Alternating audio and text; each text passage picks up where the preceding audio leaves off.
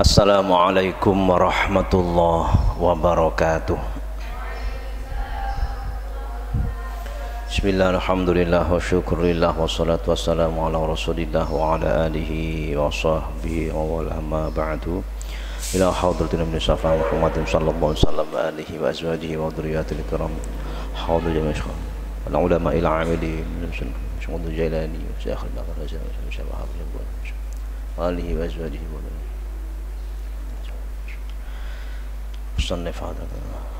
Al-Fatihah. A'udzu billahi minasyaitonir rajim. Bismillahirrahmanirrahim. Shiratal ladzina an'amta 'alaihim ghairil maghdubi 'alaihim waladdallin. Qala al-musannifu rahimahullahu ta'ala wa nafa'ana bihi wa bi 'ulumihi fid dharain.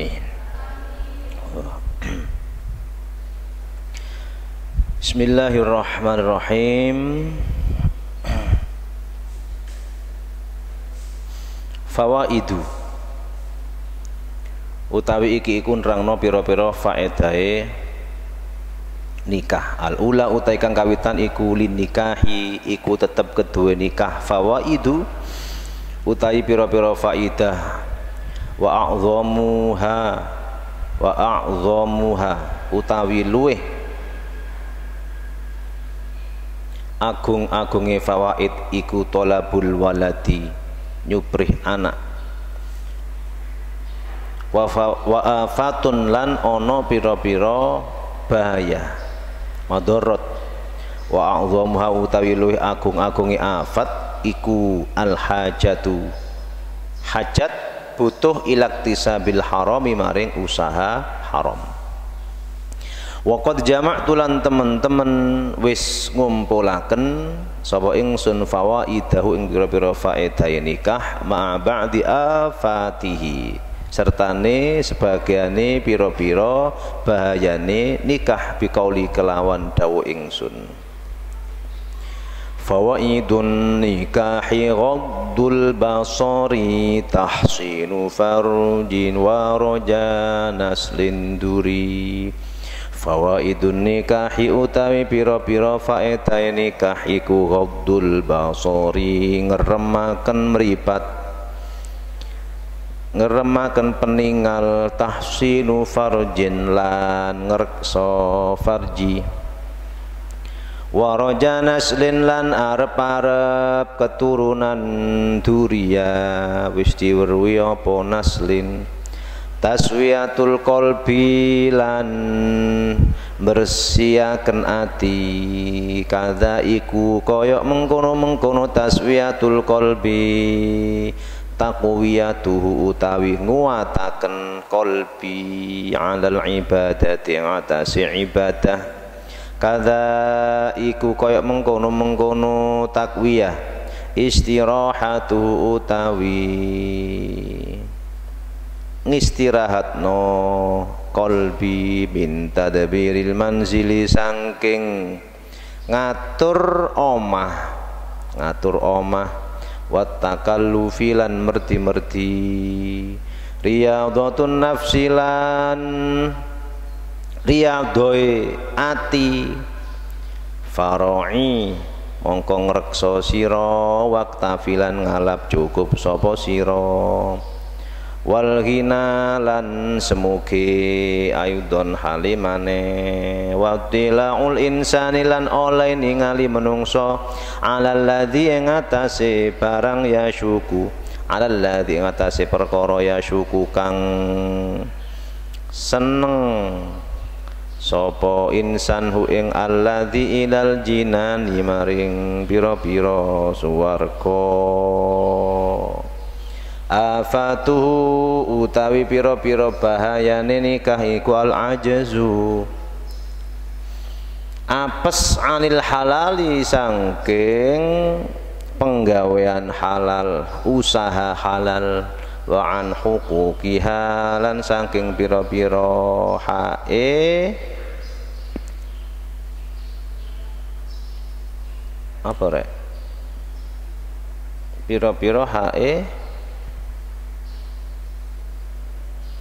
afat fi kulli halin ing dalem saben-saben tingkah asaniyatu utawi kang paping pindho iku qala dawa sab Abul Abbasi Alwan Syarih apa kebusuk teh men apa basae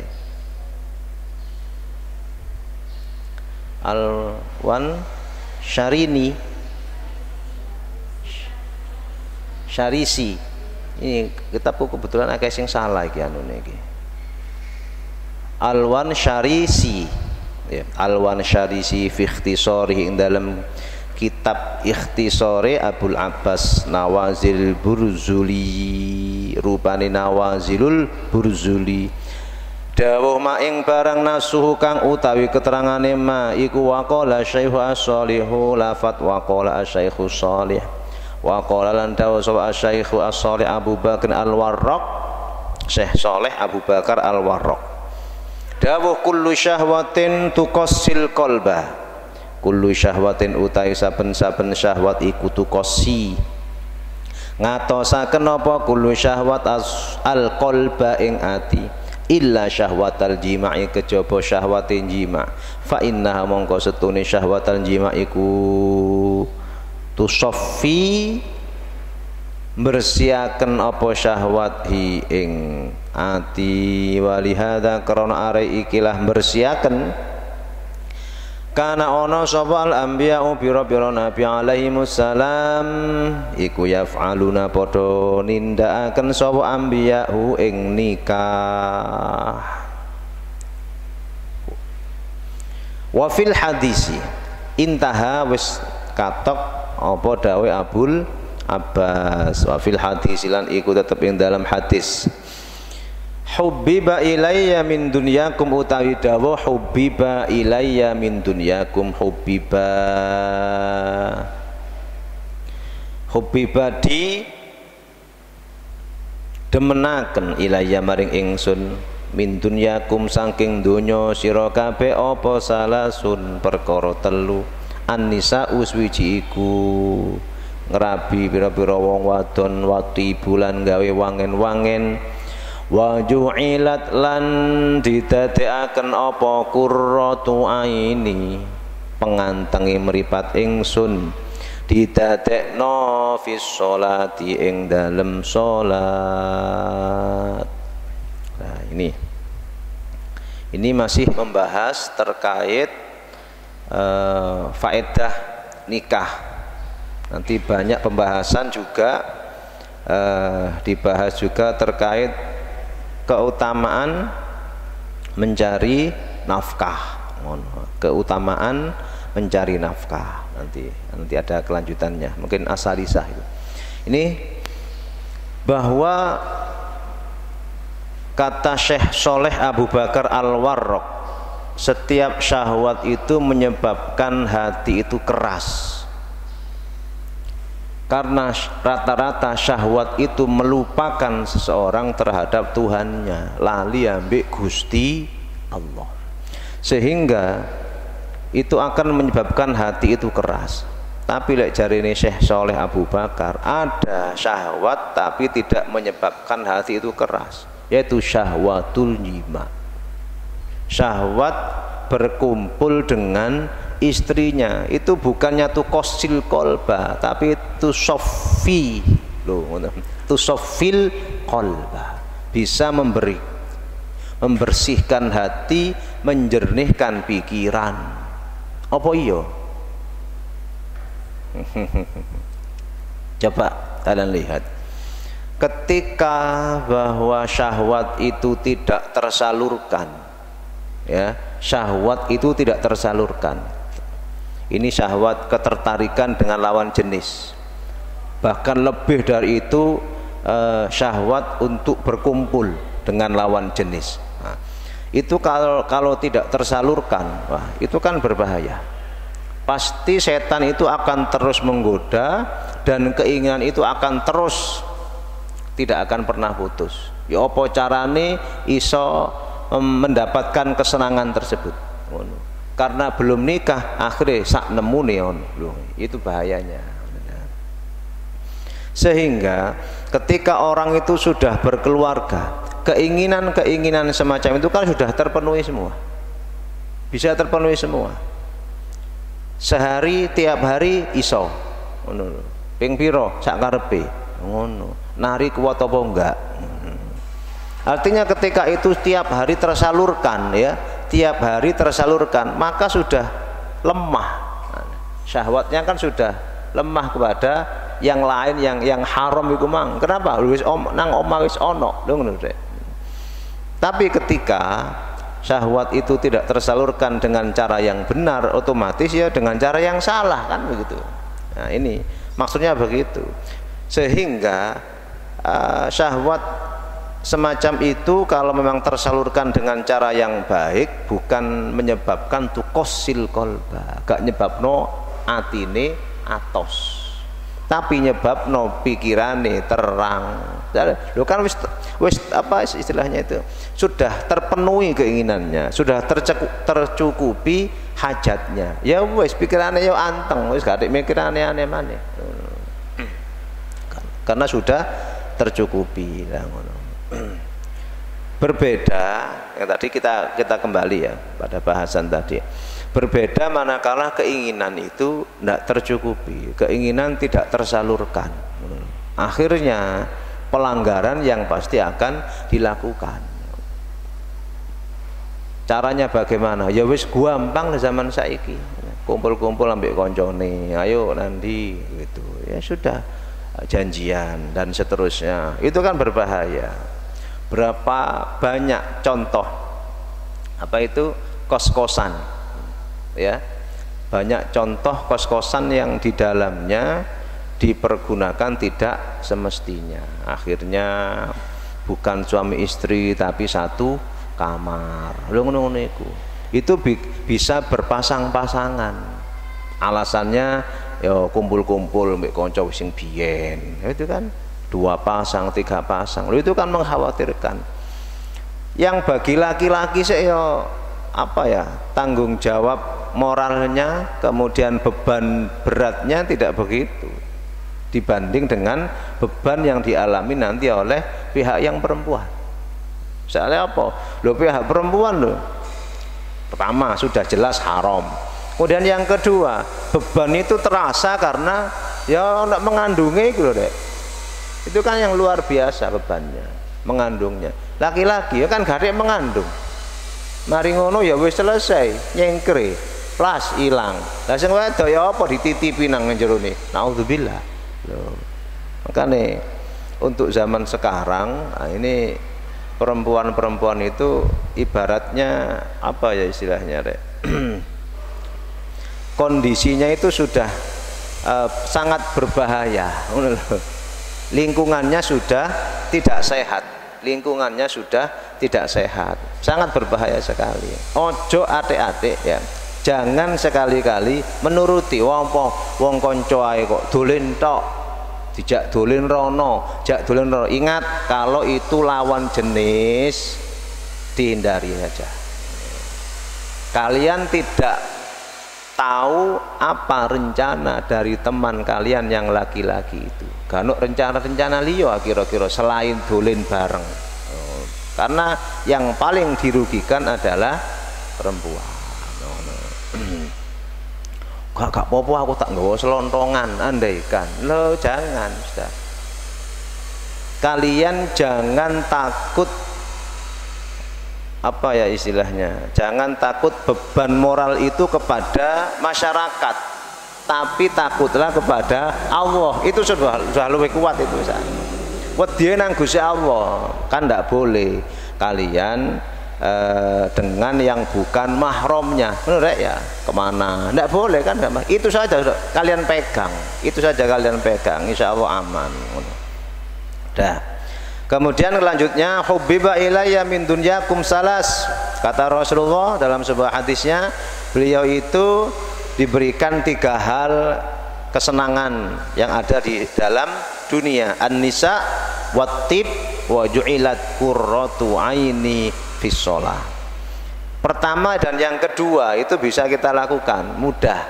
An-nisa ya seneng wong wedok, memang kodratnya laki-laki senang perempuan, perempuan senang pada laki-laki, wis ngono.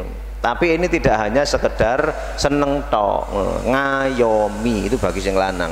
Kemudian yang kedua aktif. Penampilannya Rasulullah itu selalu rapi, penampilannya selalu wangi. Itu Kanjeng Nabi rek, ngono Kanjeng Nabi. Lek Kanjeng Nabi kayak contoh gak apik nang umate lah, umate kaya apa tambah elek. Kanjeng Nabi kayak contoh apik ngono umate durung mesti apik ya kan? Kanjeng Nabi kayak contoh pisan selalu Pak berpenampilan rapi, menyenangkan ngono. Lha ngono ya umate ya gak kaya ngono. Kemudian waju'ilat qurratu aini fi shalah. Ini ya. Harapan kita ini sudah mencapai derajat ini, bahwa ketika kita sholat itu kita itu merasa tenang, merasa tentram, merasa nyaman, ayem pikiran. Ini loh. Ini yang kita masih taraf belajar ke sana. Ketika kita sudah merasa bahwa ketika kita sholat itu merasa tenang pikiran, nah itu sudah berarti ada. Wa ju'ilat qurratu aini fi shalah. Untuk mencapai ke sana itu, sebelum sholat itu pikiran-pikiran yang membebani itu harus dilupakan. Pikiran-pikiran yang ada pada otak kalian itu harus dihilangkan.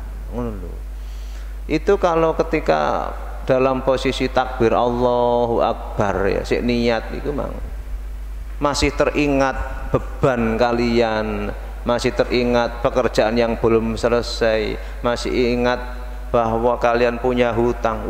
Niku soro gak khusyuk sembayangi. Kenapa? Sholatnya pasti tidak akan lama, ndang-ndang mari, soalnya penggaweane durung mari, ndang-ndang nyengkre keburu sing nagih utang teko. Lho ngono iku. Paham rek? Meskipun berat ya, sudah dihilangkan pikiran-pikiran ngono wis dilangno. Mantep nang Gusti Allah. Makanya ketika kita sholatnya sholat qiyamul lail, nah itu enak. Soalnya kan rata-rata tidak ada kegiatan malam kan, tidak ada pekerjaan malam, rata-rata begitu. Sehingga ketika sholat malam itu akan terasa betul enak, anteng. Jadi kan wong gugro ya, kan wong rame kan, nah, tenang gitu. Nah, itu sudah mencapai ju'ilat qurratu aini.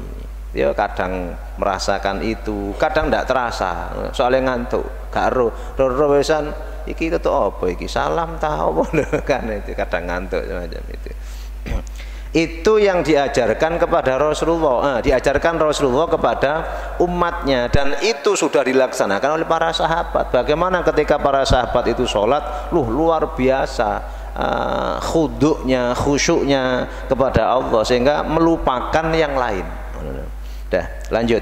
As-salisatu utai kaping telune iku waradatu maka apa hadisu pira-pira hadis kasiratun kang akeh fi fadlin nafaqatin dalam keutamaane ngeragati nafkah alal iyali ing atase pira-pira keluarga bin niyati kelawan niat as-solihati kang bagus wa min halalin lan sangking barang halal. Qala dawuh sapa Rasulullah sallallahu alaihi wasallam, inna minadz-dzunubi dzunuban, inna minadz-dzunubi setune iku setengah sangking pira-pira dosa apa dzunuban pira-pira dosa la yukafiru kang ora bisa nglebur ha ing dzunub apa salatun salat wala saumun lan ora bisa nglebur apa poso wala jihadun lan ora nglebur apa jihad illa sa'ya kejaba nindakaken alal iyali ing atase pira-pira keluarga. Au kama uta kaya barang kala kang dawuh sapa Kanjeng Nabi wa qala dawuh sapa Kanjeng Nabi sallallahu alaihi wasallam, man utai sapane wong iku kana ana lahu kedue man apa salah subanatin telu pira-pira anak wadon fa anfaqa mongko nafkahi sapa man alaihinna ing atase salah subanat wa ahsana lan bagusi sapa man bagusi ilaihinna maring salah subanat hatta yugniya sehingga nyemugiaken sapa sehingga nyemugiaken hunna ing salah subanat sapa Allah anhu saking man aujaba mongko majibaken sapa Allah lahu maring man al jannata ing swarga albattata hale pasti illa ayyamala kejaba yen to ngamalaken sapa man amalan kelawan amalan la yufaru kang ora di ngapura sapa lahu apa lahu amal wa kana lan ana sapa Ibnu Abbas radhiyallahu anhuma iku idza haddasa nalikane nyeritakaken sapa Ibnu Abbas bihadzal hadis kelawan ikilah hadis kala mongko dawuh sapa Ibnu Abbas wa utawi hadis wallahi demi Allah iku min ghoraibil hadis setengah saking pira-pira aneh-aneh hadis indah-indah hadis wa ghurarihi lan bagus-bagus hadis. Nah ini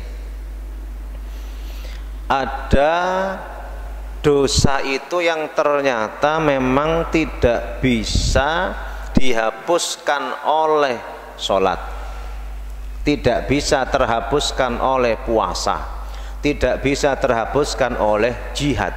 Itu ada dosa yang macam itu yang tidak bisa terhapuskan. Tapi ternyata dosa itu bisa terhapuskan dengan cara menafkahi keluarga, nyambut gawe, ngono rek. Jadi iktisab, nyambut dengan cara bekerja itu bisa menghapuskan dosa yang tidak bisa terhapuskan oleh sholat, puasa dan jihad. Meskipun hadisnya ini dhaif ya, hadisnya ini dhaif. Kita ambil faidahnya bahwa begitu agungnya, begitu pentingnya bekerja menafkahi keluarga. Kita ambil manfaatnya dari hadis ini bahwa menafkahi keluarga itu pahalanya besar. Ngono gampangane ngono. Pahalanya luar biasa sehingga bisa menghapuskan dosa-dosa kita. Kan sudah jelas hadisnya. Ya apa iku rek? Ittaqillaha haitsu ma kunta wa adbi'is sayyi'atal hasanata tamhuha. Kan begitu kan? Wa kholiqinas dan seterusnya. Disuruh bertakwa. Kemudian wa adbi'is sayyi'atal hasanata, ketika sudah melakukan dosa, dosa itu ternyata bisa hilang dengan al-hasanah, dengan kebaikan. Ketika kita keluar dari rumah, ini yang suami-suami ini ya. Ketika keluar dari rumah bekerja itu kita niati ibadah untuk mencari nafkah ya, nafkahnya untuk keluarga yang nanti manfaatnya bisa untuk takarrub kepada Allah ya, mencari ilmu anak-anaknya macam-macam. Loh, itu kan berarti satu langkah demi langkah itu kan pahala terus. Paham ya? Lah itu bisa menghapuskan dosa-dosa yang tadi itu. Ya tidak hanya apa bekerja saja. Opo ae rek. Opo ae. Salat itu juga bisa menghilangkan dosa-dosa. Pokoknya amal-amal yang hasanah itu bisa. Dalam hadis ini itu ada dosa yang tidak bisa dihapuskan oleh sholat. Tapi di sini tidak jelas. Dosa apa kira-kira ya? Coba sepanjang kalian tahu dosa apa yang kira-kira dosa itu tidak bisa terhapuskan oleh sholat, oleh puasa, oleh jihad. Pancetai. Apa? Dosa apa rek? Ayo dosa apa kira-kira? Tidak ada di sini. Makanya karena ini hadisnya dhaif, kita husnudzon yang ini. Husnudzon yang ini. Amin telak sih. Oke lah, kita pahami ini dosa yang terkait dengan hablum minan nas. Nah, ngono wis gampang. Kira-kira lah kita memahami begitu. Ini terkait dosa hablum minan nas. Apa contohnya? Pernah zalim, pernah ngosop, pernah hutang belum bayar.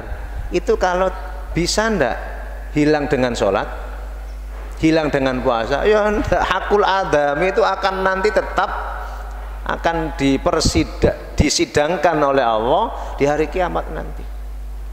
Makanya dengan bekerja itu kan nanti kita dapat uang kan, ya gawe nyaur iku sing pernah dizalimi sedekahno wongi, ya kita pahami ngono ae. Kenapa? Kalau dosa yang terkait dengan Allah kemudian tidak bisa dihilangkan oleh sholat, saya belum tahu sih ya. Apa kira-kira dosa model apa yang tidak bisa terhapuskan oleh sholat dan puasa? Syirik. Apa bisa dosa syirik hilang dosanya dengan kita bekerja? Itu turun nyambung ya. Nah, makanya paham yang menjadi pahaman saya begitu. Oh, berarti koyo ini dosa yang hablum minan nas. Dengan bekerja ya kita cukupi keluarga kita, ya kita cukupi keluarga kita, gak cukup nangkono yo ndang bayaran ngono dari kerja tadi. Berikutnya fadilah mendidik anak perempuan. Mangkana lahu salasu banatin fa anfaqa alaihinna wa ahsana ilaihin hatta yuniyahunallahu anhu aujaballahu lahul jannah albattata. Ini barang siapa punya 3 anak perempuan kemudian dirawat, dididik ya sampai dia itu dewasa wis ngerti kabeh. Nah, ini pahalanya luar biasa bagi orang tua itu. Apa pahalanya? Swarga, pasti dapat surga. Kok ada ya hadis yang khusus menjelaskan mendidik anak perempuan? Kenapa enggak mendidik anak laki-laki? Ayo kira-kira apa?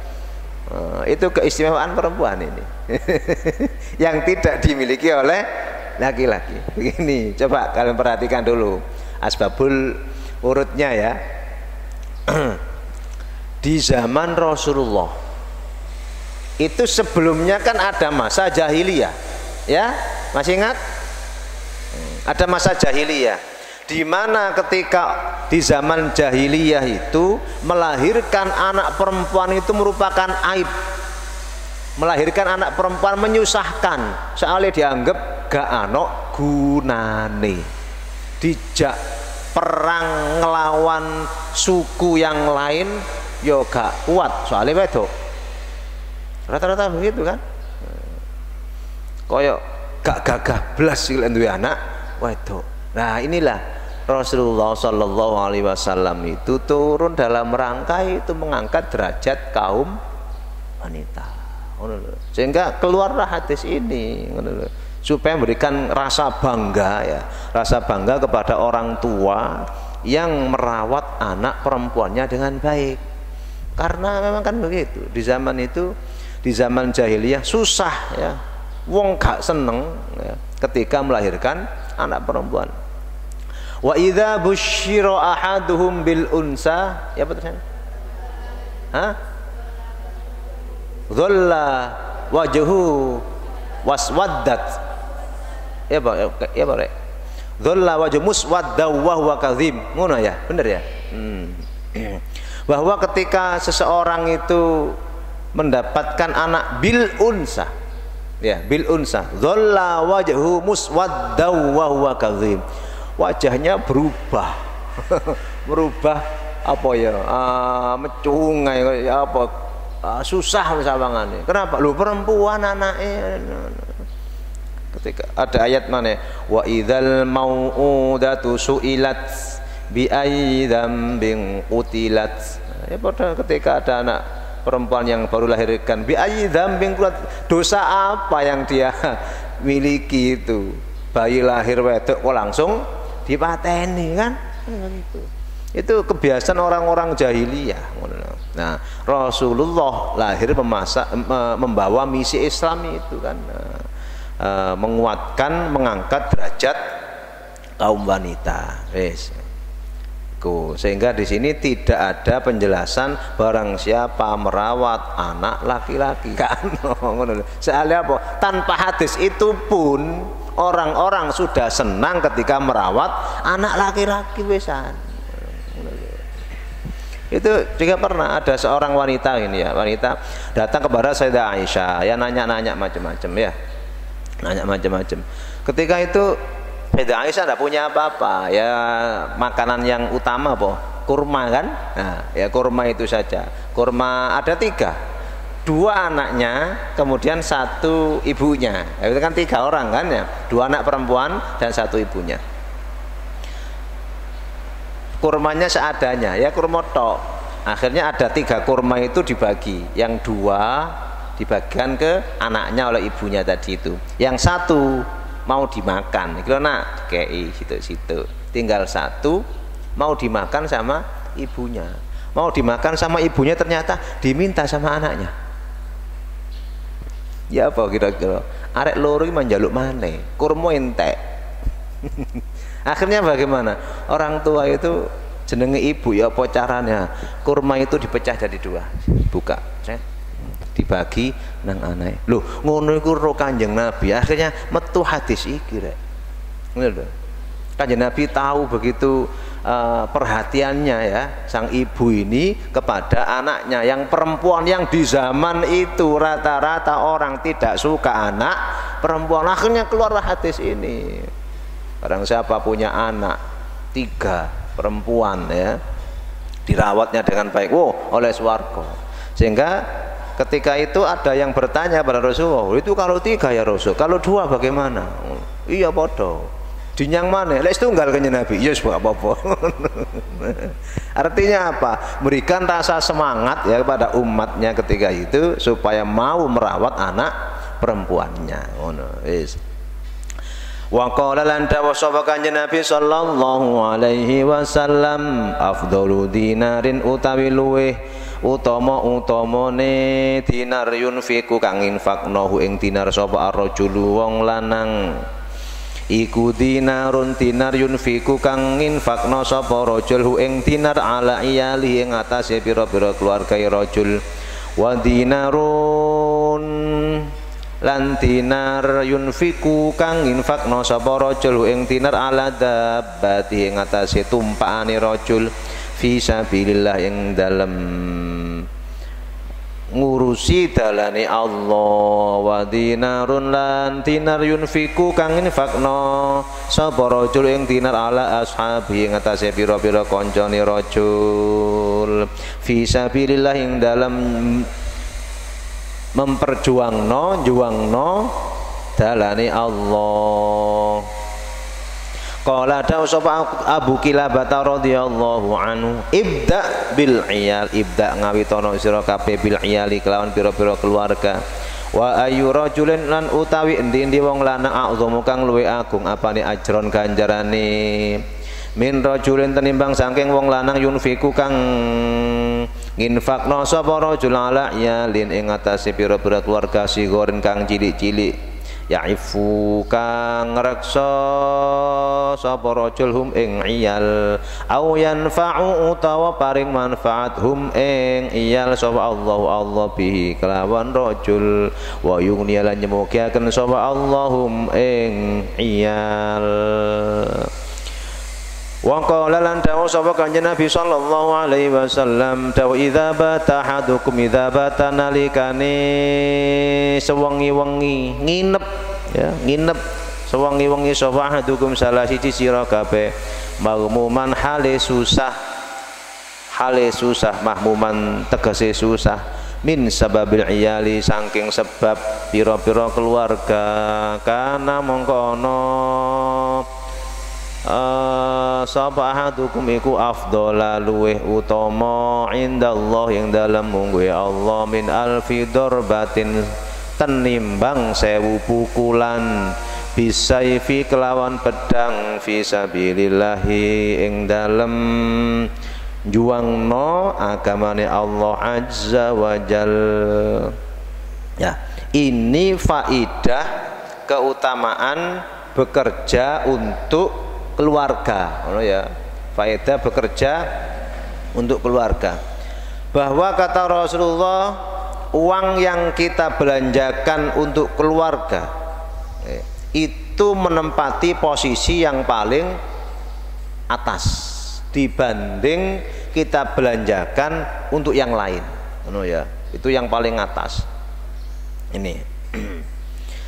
Sehingga memang Allah kan pernah bersabda dalam ayatnya, yas'alunaka madza yunfikun qul ma anfaqtum min khairin falil walidaini wal aqrabina wal yatama wal masakin wa ibnis sabil wa ma taf'alu min khairin, itu ya. Ketika itu Rasulullah memberikan pelajaran kepada para sahabat ketika sahabat bertanya kepadamu ya Muhammad, ya, kata Allah, madza yunfikun, ternyata apa? Qul ma anfaqtum min khairin falil walidaini, itu yang utama. Siapa dulu berarti? Orang tua. Ini kan sama dengan tadi itu. Orang tua itu termasuk keluarga yang wajib kita rawat, wajib kita beri nafkah. Ibda biman ta'ul, ada tadi kan, ada ibda bil iyal, ya, dahulukan keluarga. Coba perhatikan dulu, ketika kalian itu berkeluarga, tanggung jawab kalian ya keluarga kalian, tanggung jawab kalian istri anak kalian. Kalau masih ada orang tua, jangan lupa orang tuanya juga masuk posisi yang tertinggi, itu orang tua ya. Falil walidain tadi kan ya, falil walidain yang pertama. Kemudian siapa? Wal aqrabin. Siapa aqrabin itu? Kerabat, berarti saudara, ya, saudara. Berarti sak marine wong keluarga mang dhewe mang ya orang tua ya. Berarti di sana ada istri, ada anak, ada orang tua juga, satu rumah kan. Nah, itu yang kita dahulukan. Baru setelah itu siapa? Ya keluarga yang lain, ya. Family. Ada siapa? Lek ono paman, ono bibi, ono pakde, ono bude. Gitu kan? Nah, kalau kalian punya adik, ya dirawat adiknya setelah itu. Masuk posisi wal aqrabin. Kemudian wal yatama wal masakin wa ibnis sabil, baru anak yatim, baru kemudian anak orang-orang miskin, bagian miskin, baru ibnus sabil. Apa ibnus sabil itu?